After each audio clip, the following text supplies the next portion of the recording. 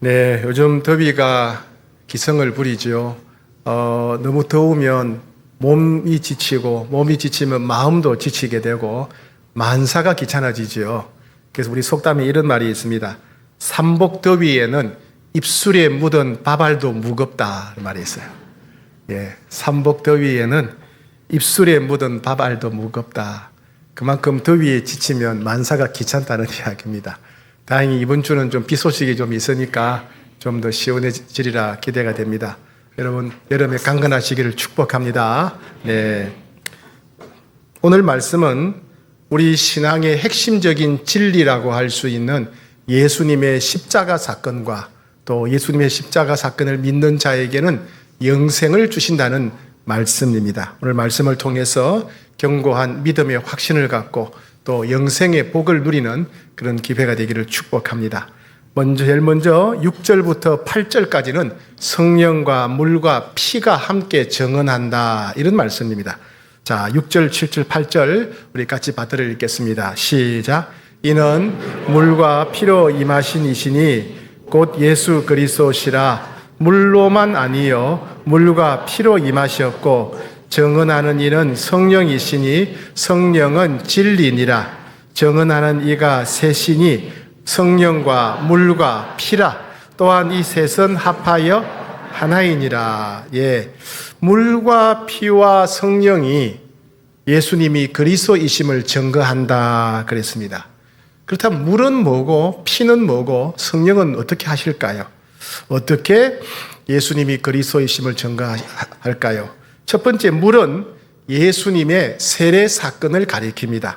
세례 요한이 죄인들로 하여금 회개를 촉구하는 세례를 전파했을 때 많은 사람들이 자기 죄를 씻으려고 몰려왔습니다. 그때 예수님도 그 대열에, 세례 받으려고 하는 사람들의 대열에 줄을 서셨습니다.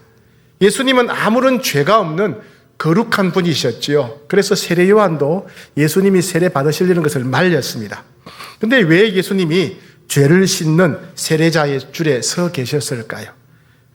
그것은 예수님이 완전한 사람이라는 것을 온 세상에 선포하고 증거하기 위한 것이었습니다. 즉, 예수님은 완전한 사람으로서 모든 사람을 대표해서 십자가의 길을 걸어가셨던 것입니다. 예수님의 세례식은 마치 완전한 인간으로서 모든 인간을 대표하는 대표자로서의 십자가의 길을 가기 위한 출발이었습니다. 예를 들면 올림픽에 참여하는 선수들이 올림픽 국가대표 출정식을 가지지요. 그 출정식과 같은 순간이죠. 말하자면 예수님의 세례 사건은 인류의 대표자로서 십자가의 길 출정식이라고 할 수 있겠습니다. 그래서 이 사건에는 이 예수님의 이 출정식이 너무나 중요했기 때문에 예수님이 온 세상에 스스로 완전한 사람이라는 것을 선포하면서 완전한 사람으로서 십자가의 길을 걸어가는 너무나 중요한 선포였기 때문에 예수님이 세례 받으시는 순간 성부 하나님도 함께 하셨고 성령 하나님도 함께 하셨고 성자 예수님, 즉 삼위 하나님이 동시에 한 장소에 나타난 유일한 사건이 됩니다. 그래서 물이라는 말은 세례를 받으신 예수님, 즉 완전한 인간이신 예수님이 모든 인간을 대표해서 십자가의 길을 가셨다는 것을 보여줍니다. 즉 예수님이 완전한 사람으로서 십자가를 지셨다는 뜻이 물입니다. 두 번째는 성령입니다. 성령님의 정언입니다. 하나님이신 성령님은 이 세상 누구보다도 예수님이 하나님과 동등한 분이라는 것을 너무나 잘 알았습니다. 그래서 성령님은 예수님의 공생애 동안 끊임없이 예수님이 하나님이시라는 것을 나타내어 주셨습니다. 즉 예수님은 완전한 하나님으로서 모든 인간을 대신해서 십자가의 길을 가신 것입니다. 한 사람의 죽음은 한 사람의 죄값밖에 지불을 못합니다. 완전한 사람이신 예수님의 죽음은 한 사람의 죄값밖에 지불을 못합니다. 그러나 완전하신 하나님은 온 세상 모든 사람들의 목숨값을 합친 것보다 더 크신 분이시지요. 그래서 예수님은 완전하신 하나님으로서 십자가에서 죽으셨어요. 이것은 모든 인류를 대신해서 형벌을 받으신 것이라고 볼 수 있겠습니다. 이해하기 쉽게 하기 위해서 숫자를 사용해서 설명을 드리겠습니다. 성경에는 한 사람의 가치가 천하보다 귀하다고 그랬어요. 그러니까 한 사람의 목숨이 얼마나 귀하냐면 이 지구상에 있는 모든 돈을 다 합친 것보다 귀하다는 거예요. 여러분, 한 목숨이 온 세상의 돈을 다 합친 것보다 더 귀하세요. 한 영혼이 그렇게 귀하답니다. 그런데 그냥 계산하기 쉽게 우리 한 사람의 영혼의 가치를 100원이라고 합시다. 100원. 이러면 다 100원짜리예요, 이제부터. 예, 이 시간만 100원짜리예요. 네. 그러니까 완전하신 예수님, 인간으로 오신 예수님, 물세례 받으신 예수님도 값이 얼마다? 100원, 100원짜리라는 거예요. 예. 그런데 전 인류가 몇 명이냐 하면 지금 인류가 80억이에요. 80억. 그러니까 80억이고 한 명당 100원이면 전 인류의 가격은 얼마예요? 가치는? 80억 곱하기 100억. 괜히 머리 아프게 만들었어요. 네. 예, 8천억이죠. 8천억. 그죠? 온 인류의 목숨 값은 8천억이에요. 그런데 전능하신 하나님이셨던 예수님은 8천억보다 더 크신 분인 거예요. 왜요? 모든 세상을 만드신 분이기 때문에. 그러니까 예수님께서 완전한 하나님으로서 십자가에 죽으셨다는 것은 8천억보다 더 귀한, 더 큰 예수님의 생명을 내어놓으셨다. 이런 뜻입니다. 자, 세 번째는 피입니다. 피. 피는 십자가에서 흘리신 예수님의 피, 보혈을 상징합니다. 피를 흘렸다라고 하는 것은 죽었다는 뜻입니다. 죽었다. 죽음을 가리키는 말입니다. 즉, 목숨을 지불했다. 내 목숨을 지불했다를 피를 흘렸다. 이렇게 표현합니다. 예수님은 물세례, 즉 완전한 인간으로서 모든 사람을 대표해서 죽으셨습니다. 예수님은 성령이 정언하신 대로 완전한 하나님으로서 모든 사람을 대신해서 죽으셨습니다. 그래서 피는 예수님이 우리를 대표해서 죽으셨다. 인간으로서 우리를 대표해서 죽으셨다. 그리고 하나님으로서 우리를 대신해서 죽으셨다. 우리 대신해서 모든 형벌을 받으셨다. 이런 뜻입니다. 즉 피는 십자가에서 흘린 예수의 피는 예수님이 피 흘리심으로 인해서 우리의 모든 죄값이 지불되었다. 우리의 모든 죄에 대한 계산이 끝났다. 이런 뜻입니다. 십자가에서 흘린 예수님의 피는 우리의 모든 형벌이 완전히 사라졌다는 증거입니다. 십자가에서 흘린 예수님의 피는 누구든지 예수님을 믿으면 모든 죄를 용서받고 결코 정죄함이 없다는 뜻입니다. 이와 같이 예수님의 세례를 상징하는 물과 예수님의 십자가 사건을 상징하는 피와 예수님이 완전한 하나님이심을 증거하는 성령, 이 세 가지가 모두 한 가지를 가리키고 있습니다. 한 가지. 뭐죠? 예수님이 사람으로서 우리를 대표하고 하나님으로서 우리를 대신해서 십자가에서 죽으셨다. 그래서 예수님은 그리스도시다 하는 이 사실을 이 물과 피와 성령이 증거하고 있는 것입니다. 우리는 예수님이 누구신지, 예수님이 어떤 일을 하셨는지를 정확하게 알고 확신해야 됩니다. 다시 말씀드립니다. 예수님은 완전한 사람으로서 우리 모든 사람들을 대표해서 십자가에서 죽으셨습니다. 또 예수님은 완전하신 하나님으로서 우리 모두를 대신해서 80억을 대신해서 십자가에서 죽으셨습니다. 예수님은 우리가 받아야 할 형벌을 다 받으셨어요. 우리가 치료해야 될 죄에 대한 대가, 죄값을 홀로 다 받으셨습니다. 이 사건은 예수님이 우리를 얼마나 사랑하시는지를 보여줍니다. 이 사건은 예수님이 우리를 위해서 어떤 은혜를 베풀어 주셨는가를 보여줍니다. 그래서 우리는 어떤 상황, 어떤 형편에 있든지 간에 십자가를 볼 때마다 예수님이 이렇게 나를 사랑하시는구나. 예수님이 이렇게 내게 놀라운 은혜를 베풀어 주셨구나 하는 것을 우리가 기억해야 됩니다. 몇 년 전에 있었던 뉴스에 나온 사건입니다. 불보다 뜨거웠던 모정이라는 제목으로 나온 기사입니다. 그날 오후 9시 35분에 부산지방소방서 119에 다급한 목소리에 전화가 걸려왔습니다. 집에 불이 났어요. 빨리 와주세요. 하는 이런 외치는 여성들의 목소리였습니다. 그리고 아이들의 비명 소리도 함께 들려왔습니다. 그리고 아이들의 이름을 애타게 부르짖는 여성의 목소리가 계속 들려왔습니다. 그리고 곧 금방 전화 소리가 끊어져 버렸습니다. 당시 화재 신고를 받고 출동했던 소방대원들은 45분 동안 불을 끄게 됩니다. 진화 작업을 다 마친 다음에 불을 다 끈 뒤에 그 아파트에 들어가 보니까 베란다 쪽에서 어머니 홍 씨가 있고 그 어머니 밑에 9살 난 아들과 1살 된 작은 딸 이 시신이 발견된 겁니다. 엄마가 아이들을 밑에 놓고 자기가 엎드려서 불을 막으려고 그렇게 했던 것입니다. 함께 숨졌습니다. 화재 속에서 아이들을 보호하려고 사력을 다했던 것입니다. 발견 당시에 아마 엄마의 등에는 거의 불에 타버렸고 아이를 감쌌던 팔도 불에 타버렸다고 합니다. 네, 이 엄마는 불이 번지기 시작하자 두 자녀를 함께 베란다로 피신시키고 그리고 베란다 쪽으로 가는 불길을 막으려고 자신이 등을 대고 불길을 막아선 채 아이들을 보호하면서 버텼다는 것입니다. 자기 탈이, 자기 살이, 자기 몸이 불에 타 들어가는데 아이들을 살리겠다고 엄마가 버텼던 것입니다. 그렇죠? 예, 이 자기 몸이 불타는 상황에서도 아이들을 살리고 보호하기 위해서 자신을 희생한 어머니의 사랑 앞에 많은 사람들이 큰 충격을 받았습니다.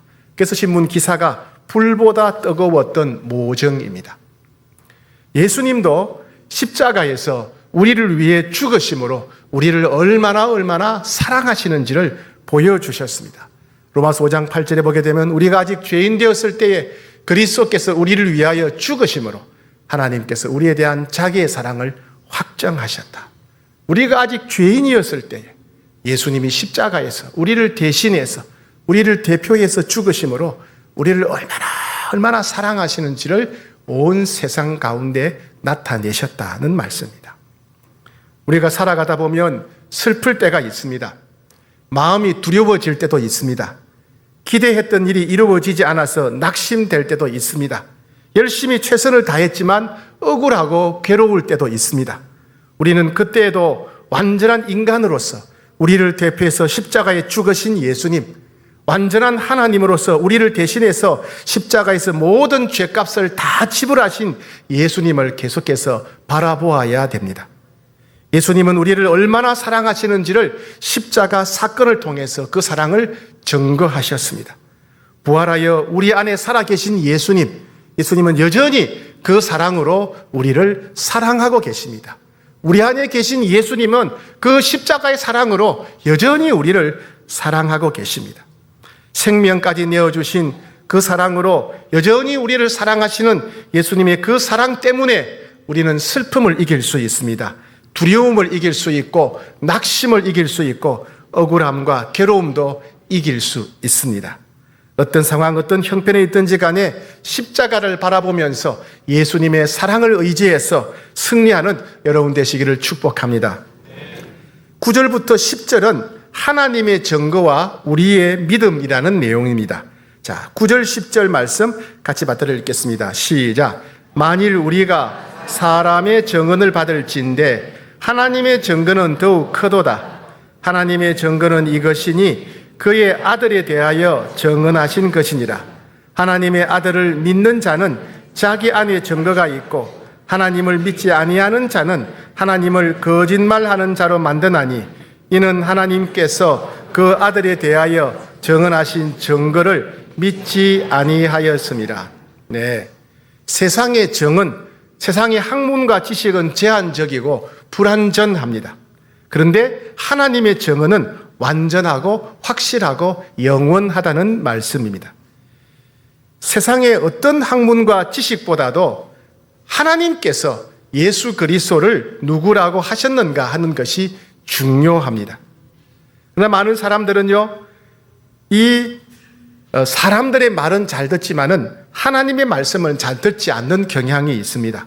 부모님의 말씀은 잘 듣지요. 그죠? 또 선생님의 말씀은 잘 들어요. 또 그보다도 우리는 누구 말을 잘 들어요? 여러분, 누구 말을 제일 잘 듣습니까? 목사님요. 할렐루야. 네. 예. 보통 사람들은 누구 말을 제일 잘 듣냐 하면 제가 볼 때 의사 선생님 말을 제일 잘 듣는 것 같아요. 그죠? 의사에다 선생님까지 붙여서 의사 선생님. 예. 이래라면 이렇게 하고 저래라면 저렇게 하고 굶으라면 굶고, 예. 의사 선생님 말을 잘 들어요. 또 뉴스에 나오는 말을 잘 들어요. 유튜브에 나오는 말은 그대로 믿어요. 그죠? 그런데 그런 사람들의 말은 잘 믿는데 살아계신 하나님께서 친히 하신 말씀은 잘 믿지 않는 경향이 있습니다.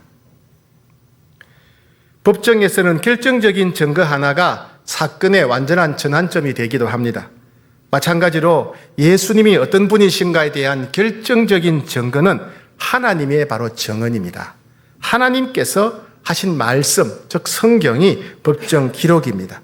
하나님의 말씀, 즉 복음을 믿는 자는 하나님의 증거를 마음에 받아들인 사람입니다. 하지만 이 복음을 믿지 않는 사람은 하나님을 믿지 않는 것이고 하나님을 거짓말하는 자로 만드는 자입니다. 우리가 믿음으로 고백하는 자리, 복음이 우리는 하나님이 증거하신 것으로 믿으셔야 됩니다. 어떤 환경에서 어떤 의심이 일어나더라도 하나님이 증거하신 복음을 우리는 믿음으로 붙잡아야 됩니다. 믿는 자는 우리 안에 하나님의 말씀이 있습니다. 그렇죠? 우리 안에 하나님의 말씀하신 증거가 있다는 것입니다. 몇 년 전에 제가 인도에 다녀온 적이 있죠. 인도에 가 선교사님들을 방문하고 다녀왔는데 그때가 1월 중순이었는데 그때가 인도의 힌두교 최대 축제인 쿰버멜라라고 하는 축제가 진행 중이었습니다. 이 쿰버멜라가 되면 인도 전역에서 한 7천만 명이 넘는 힌두교 교도들이 겐지스 강에 몰려옵니다. 우리나라 인구보다 더 많은 사람들이 겐지스 강에 몰려와서 그 강에서 목욕을 합니다.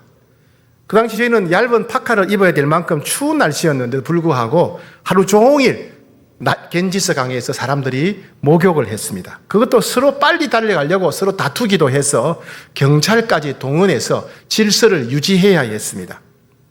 그런데 이 강에 들어가는 이유는 강에 들어가서 몸을 씻으면 자기 죄가 씻어진다고 생각하기 때문이었습니다. 그런데 이 강물이 너무 더러웠어요. 각종 공장에서 나오는 폐수와 도시에서 흘러나오는 생활 하수가 모여 있었고 엄청나게 오염되어 있었습니다. 그리고 인분이나 오물이 둥둥 떠다니는 정말 더러운 물이었어요. 예, 그뿐만 아니고 인도 사람들은 장례식을 어디서 치르냐면 강에서 치르요. 강가에서. 부자들은 장작을 많이 쌓아놓고 그 위에 시신을 올려놓고 불을 질러서 시신을 다 태우고 그렇게 합니다. 근데 가난한 사람은 장작을 살 돈이 없잖아요. 장작을 조금만 사요. 그리고 시신을 태우는데 시신이 타다가 말잖아요. 어떻게 합니까? 강물에다가 밀어버리는 거예요. 그러면 겐지스 강에는 불에 타다 남은 시신들이 그냥 둥둥 떠내려 다니는 겁니다. 그런 물에서 목욕을 하는 거예요. 목욕을. 예. 여러분, 그런 강물에 몸을 씻으면 죄가 씻어질까요? 예, 말도 안 됩니다. 죄란 사우나에 가서 몇 시간을 닦고 씻고 벗긴다 해도 결코 인간의 죄는 씻을 수 없습니다. 그럼 어떻게 해야 죄가 없어집니까? 죄는요, 죄값을 지불해야만 없어집니다. 그죠? 내가 벌금을 내야 된다. 벌금을 내야 됩니다. 내가 징역 가야 된다. 그러면 감옥에 갔다 와야 죄가 없어지는 거예요. 그죠? 빚은 돈을 다 갚아야 없어지듯이 죄는 대가, 형벌을 다 지불해야 사라집니다. 그래서 하나님은 인간의 근본적인 죄의 문제를 해결해 주시기 위해서 예수님으로 하여금 모든 인류가 감당해야 될 죄의 형벌을 십자가에서 대신 감당하게 하신 것입니다. 모든 인류가 죄 때문에 죽어야 했는데 예수님이 대신 죽으시게 한 것입니다. 그래서 인류의 죄의 문제가 해결된 것입니다. 예수님이 모든 사람을 대표하는 사람으로서 예수님은 모든 인류를 대신할 만한 가치가 있는 하나님으로서 십자가에서 죽으셨기 때문에 모든 인류의 죄값을 다 감당할 수 있었던 것입니다. 그래서 계산이 끝난 것이죠. 계산이 끝난 것입니다. 주님은 이렇게 말씀하십니다. 10절 말씀 시작. 하나님의 아들을 믿는 자는 자기 안에 증거가 있고 하나님을 믿지 아니하는 자는 하나님을 거짓말하는 자로 만드나니 이는 하나님께서 그 아들에 대하여 정언하신 증거를 믿지 아니하였습니다. 우리는 하나님께서 예수님을 통해서 우리의 모든 죄값을 다 지불하셨다는 말씀을 믿으셔야 됩니다. 믿어야 돼요. 그렇죠? 어떤 사람이 나는 하나님의 살아계심을 믿습니다. 그러나 십자가 사건은 잘 믿어지지 않습니다. 이렇게 말하는 사람이 있습니다. 여러분, 믿음에서는 애매한 중립지대가 있는 게 아니에요. 무슨 말이냐면 검은 것은 검고 흰 것은 힙니다. 예수님의 십자가 사건을 거부하는 사람은 하나님의 말씀을 거부하는 것입니다. 예수님의 십자가 사건을 믿지 않는 사람은 하나님을 거짓말쟁이로 만드는 것입니다. 하나님을 믿는다는 것은 하나님이 하신 말씀을 믿는 것입니다. 이해가 되지 않더라도 영원토록 진실하신 하나님의 말씀이면 믿어야 됩니다. 하나님의 말씀이기 때문에 믿고 하나님의 말씀이기 때문에 우리는 순종해야 되는 것입니다. 마지막 11절부터 13절까지는 하나님께서 우리들에게 영생을 주셨다. 예수님을 믿는 성도들에게 영생을 주셨다라고 말씀하십니다. 자, 11절부터 12절까지 읽겠습니다. 시작. 또 증거는 이것이니 하나님이 우리에게 영생을 주신 것과 이 생명이 그의 아들 안에 있는 그것이니라. 아들이 있는 자에게는 생명이 있고 아들이 없는 자에게는 생명이 없느니라. 네. 하나님께서 예수님 안에 영생을 주셨어요. 그리고 예수님을 믿고 예수님을 영접한 사람에게 영생이 있게 되는 것입니다. 하나님은 예수님 안에 영생을 주셨고 예수님을 마음속에 초청한 사람에게 영생이 있게 되었다. 그런 말씀입니다. 그러면 영생이란 무엇일까요? 우리는 영생이라는 말을 많이 쓰지 않습니까? 영생이란 단순히 죽음 없이 영원토록 사는 것만 의미하는 것이 아닙니다. 영생이란 예수님을 믿고 모든 죄를 용서받아서 하나님의 백성이 되는 것, 하나님의 자녀가 되는 것, 하나님의 가족이 되는 것이 영생입니다. 하나님은 전능한 분이시고 영원한 분이시죠. 그죠? 하나님 자체가 영생입니다. 그래서 우리가 하나님과의 관계가 회복된 것, 나와 하나님과의 관계가 회복된 것, 내가 하나님의 자녀가 되고 하나님의 가족이 된 것이 영생입니다. 그리고 내가 하나님과 교제하는 것, 대화하는 것, 내가 하나님의 사랑과 은혜를 누리며 사는 것, 이것이 영생입니다. 예수 믿고 우리가 하나님의 사랑을 누리고 하나님의 은혜를 누리며 사는 것, 이게 바로 영생입니다. 그리고 영생은 하나님과 천국에서 영원히 사는 것입니다. 그러니까 영생이란 나와 하나님과의 관계가 회복된 것입니다. 예수님을 믿음으로 우리가 하나님의 자녀, 하나님의 가족이 되고, 우리가 예수님을 믿음으로 우리가 하나님과 교제하고, 우리가 하나님의 사랑과 은혜를 누리며 살고, 천국에서 하나님과 영원히 사는 것, 이게 다 영생이라고 할 수 있겠습니다. 영생을 다르게 말하자면 마치 하나님과 우리가 관계를 튼 것이다, 이렇게 볼 수도 있어요. 흔히 우리는 이런 말을 합니다. 나는 그 사람과 관계를 트게 되었다, 이런 말을 하지요. 그죠? 평소에는 서로 사이에 벽이 있었는데, 그 사람과 나 사이에 벽이 있었는데, 어색함이 있었는데, 이제 벽을 허물고 이 사람과 소통하고 친밀감을 쌓아가는 관계가 되었을 때 우리는 관계를 텄다, 이런 표현을 씁니다. 원래는 우리는 우리 죄로 인해서 하나님의 무서운 심판을 받고 영원한 지옥 형벌에 던져졌어야 할 죄인이었습니다. 원래 우리는 하나님을 두려워하며 하나님과 아무 상관없이 살아가던 사람들이었습니다. 그런데 하나님께서 예수님을 보내주셨고 예수님의 십자가의 은혜를 통해서 우리는 모든 죄를 용서받았고 하나님과의 관계를 트게 된 것입니다. 관계를 회복하게 된 것입니다. 전에는 우리가 하나님의 원수였습니다. 하나님은 끔찍한 두려움과 공포의 대상이었습니다. 하지만 이제는 모든 어색함이나 또 벽을 허물고 열린 마음으로 하나님과 소통하게 되었고 하나님과 친밀함을 누리는 관계가 되었습니다. 하나님과의 관계를 트게 되었습니다. 이것이 바로 영생입니다. 회사의 사장과 내가 개인적으로 관계를 트게 되면 좋겠지요. 월급이 오르지 않겠어요, 그죠? 얼마나 좋을까요? 내가 서울시장과 관계를 트게 되었다, 대통령과 관계를 트게 되었다, 좋은 일이 있죠. 그런데 온 세상 우주 만물을 만드신 하나님과 내가 개인적인 관계를 트게 된 것입니다. 그래서 언제 어디서나 하나님이 함께 해주십니다. 무엇을 하든지 보호해 주시고 인도해 주십니다. 그리고 기도하면 응답해 주십니다. 그리고 날마다 사랑을 부어주시고 날마다 은혜를 베풀어 주십니다. 이것이 바로 하나님과의 관계를 트게 되는 것, 바로 영생입니다. 영생. 더할 수 없이 놀라운 일입니다. 이 일은 우리가 예수님을 믿는 순간부터 시작되었습니다. 그리고 언제까지? 영원토록 계속될 영생입니다. 그리고 이 세상 언제 어디서나 우리가 어떤 처지와 상황에 있든지 간에 우리가 누릴 수 있는 복이 바로 영생입니다. 하나님은 이 영생을 예수님 안에 주셨고 우리가 예수님을 초청할 때 그 영생이 우리 안에 오게 되었다는 것입니다. 자, 12절 말씀, 12절 시작. 아들이 있는 자에게는 생명이 있고 아들이 없는 자에게는 생명이 없느니라. 예수님을 영접한 자에게는 영생이 있고 예수님을 영접하지 않은 사람에게는 영생이 없다. 하나님의 약속을 믿고 예수님을 영접한 자에게는 영생이 있다 말씀입니다. 자, 13절 시작. 내가 하나님의 아들의 이름을 믿는 너희에게 이것을 쓰는 것은 너희로 하여금 너희에게 영생이 있음을 알게 하려 함이라. 하나님을 믿는, 예수님을 믿는 너희 모두에게 이미 영생이 있다는 것을 너희가 알아야 된다, 기억해야 된다는 말씀이죠. 예, 너희는, 예수님을 믿는 너희는, 예수님을 영접한 너희는 너희 안에 이미 영생이 있다는 것을 기억해야 된다, 알아야 된다, 확신해야 된다, 그런 말씀이에요.